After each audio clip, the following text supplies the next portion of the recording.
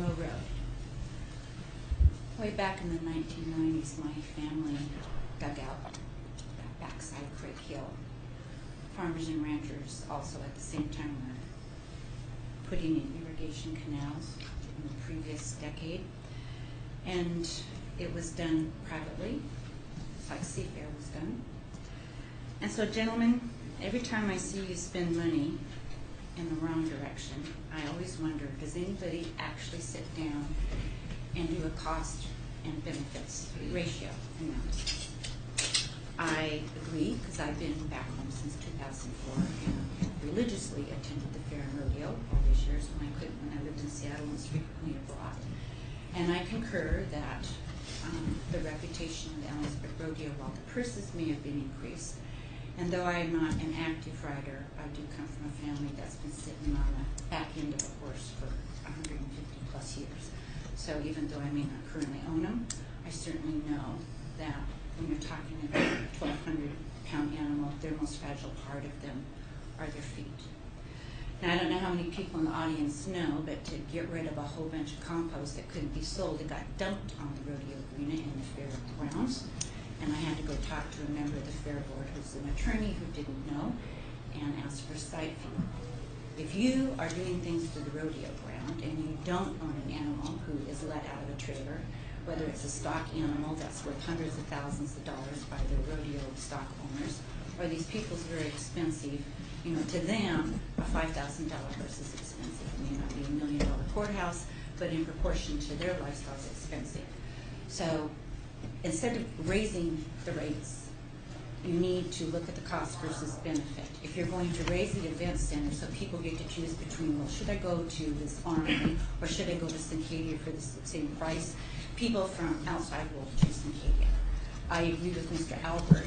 We're already paying county taxes. So if you can plow, by the time you're done, $5 million into an armory, I notice you're not telling people how much you're paying the special prosecuting attorney, which would allow you not to have to raise the rents. In fact, we repeal them, remove them. So if you want to get more use out of that county property, then step back.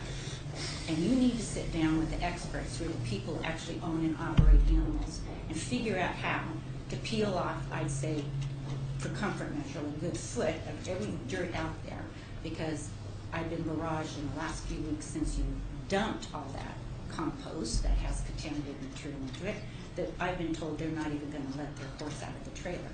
So you have a real big problem. So I totally agree with what's been said. If you want to make it to not operate in the red, then figure out how to get to be used more. Simple algebra. Thank you.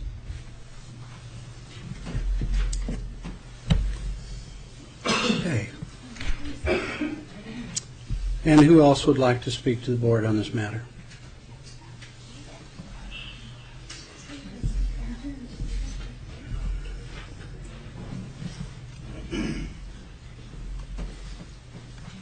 Hi, my name is Terry Powers. I grew up in the valley here, lived here 98% of my life, and have used the rodeo grounds and Bloom Pavilion most of that time, off and on through the years.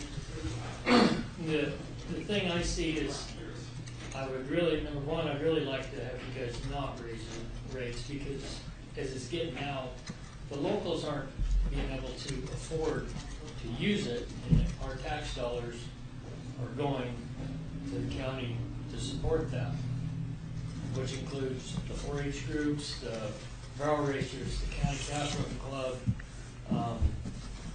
Rodeo City Equestrians, the posse. All of these people who are local use the facilities. And I've rented the Bloom Pavilion probably for the last, I don't know, 15 years in the winter times to use it. And the thing is it keeps going up and up and up, and if it goes up much more, I'm done. I can't afford to. By the time we buy cattle, haul them in, rope, ride our horses, practice, it's too much money. The hauling passes for my wife and I are $60 a month a piece. That's $120 a month. I don't live in Seattle and make $50,000, $60,000 a year to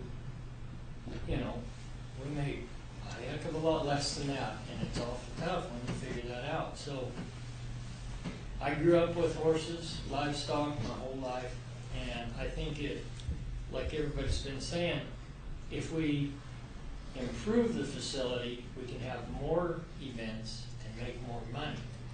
But at the same time, you need to be able to allow the locals to have access at different rates so they can actually afford to use it, because we're the ones paying for it. So if we are priced out paying for it, I sure don't want to pay you taxes. Why should I pay my taxes if I can't use the facilities? So that's my thought. The clubs, there's a lot of volunteers, a lot of support from this community, for the fairgrounds, the rodeo, and for you guys in general. And that's all free. So if we bust our butts to help out, I think we need a little consideration for the local community to use the facilities at a decent rate. And granted, costs are going up, but it still only takes you 10 minutes to work up the Bloom Pavilion. I've been there for the last 15 years. I've seen it, so. Thank you, sir. Thank you. Terry, I have a question. Haul-in pass? Yeah. Okay, a hauling pass, you're allowed to have, unless they've changed it, you're allowed to have 2 horses. It's $60 a month. We go in, we ride Tuesday and Thursday from noon to 7 is the allotted time, or any other time that it's not rented. So if you got it rented at 10 o'clock and I've got it rented at 1 and there's an hour space in there, we can go in and ride in that time when nobody has it rented. But when we started riding, I think it was, what, 25 bucks. And you can take 2 horses in, ride them, get them exercise, keep them in shape, and now it's $60. Well, that's pretty steep. You know, $120 a month for October, November, December, January, February, March, 7 months a year. I mean, out of a local economy that's not that great, I mean, that's pretty tough on a local family. Yeah. Thank you. Any further questions? Okay. Go ahead. Long Meekum. I've been in the Valley for over 20 years. I use facilities both personally and for rodeos, the equestrians. Our drill team uses it.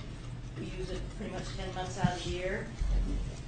It's a recreational for us, but it is something that the women have worked hard to do, and they want to keep be able to doing it. And again, if it gets cost prohibitive, we will not be able to do it there anymore. And I'm like Terry and the rest of them. I use facilities in the winter in order to exercise my horses, to keep them in shape, to be able to perform. And so we really do need to keep the facility at the rate no higher than what it is now, or it's going to become cost prohibitive. Thank you. Just to be, for my own clarification, there is no increase in the haul-in pass being proposed. That's correct. Thank you. Is there anyone else who would like to address us?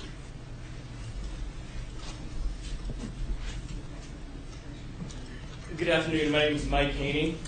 I'd encourage you gentlemen to look at this as a business operation. We've heard a lot of emotion in the room today, which I appreciate the emotion that's here. But if we look at this as a business, there's 2 reasons that a rate should be raised. Number 1, your operating costs have increased. Or secondly, you're running at capacity. Now, I don't know what your operating costs are for the facilities, but I doubt they've increased significantly in the last year.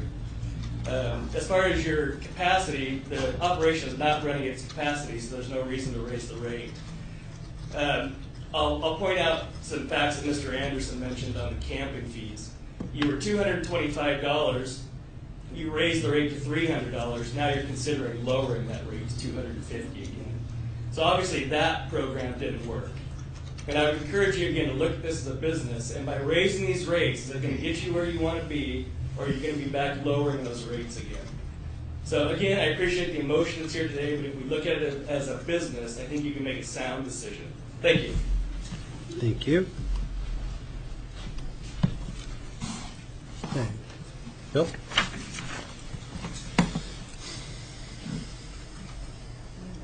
I am Bill Lowe. The one statement that was made by the group, that the local groups that work for us, the car racers and catwalkers and that, all do put in a lot of time during the rodeo. So that was, and some of you guys have done the same thing, so that's not a surprise.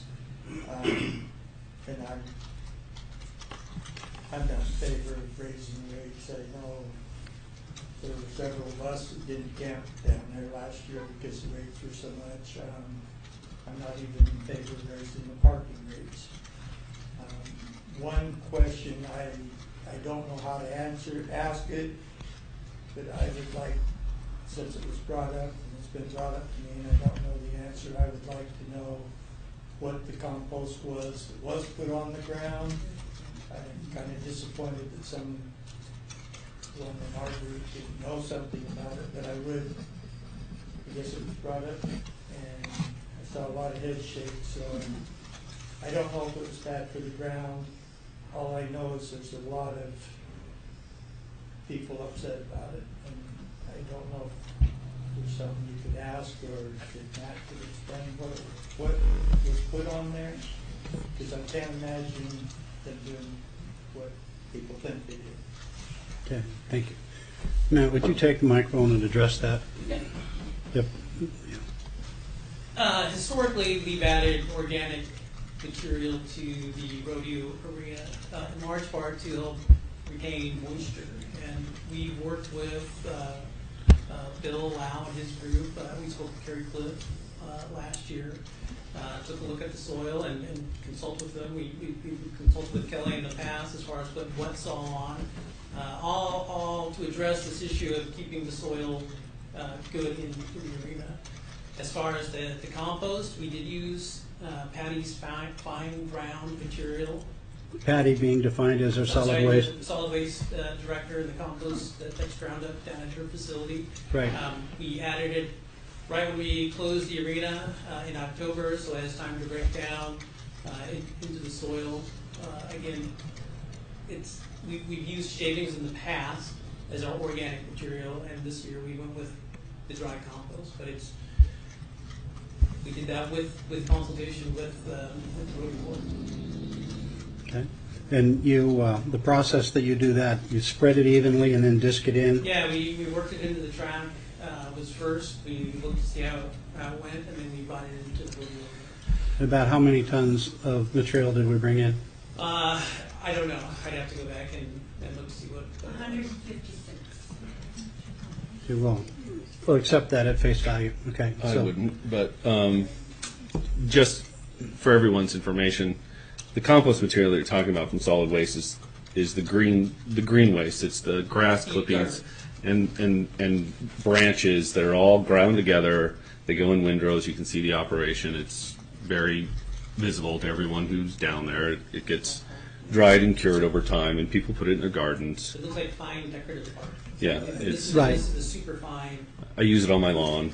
I mean, And it's specifically, organic material. Yeah, it is compost. It's not just ground up clippings. But when people hear solid waste, they think of garbage. It's not garbage. Yeah. It's And we, tree trimmings and grass clippings and things like that. because solid waste program and the compost program are standalone as far as their funding, I'm assuming the event center bought that material? No, we had direction from the board to use material Okay. from solid waste. Got leftovers. All right. Just wanted to make sure that's out there. Thank you.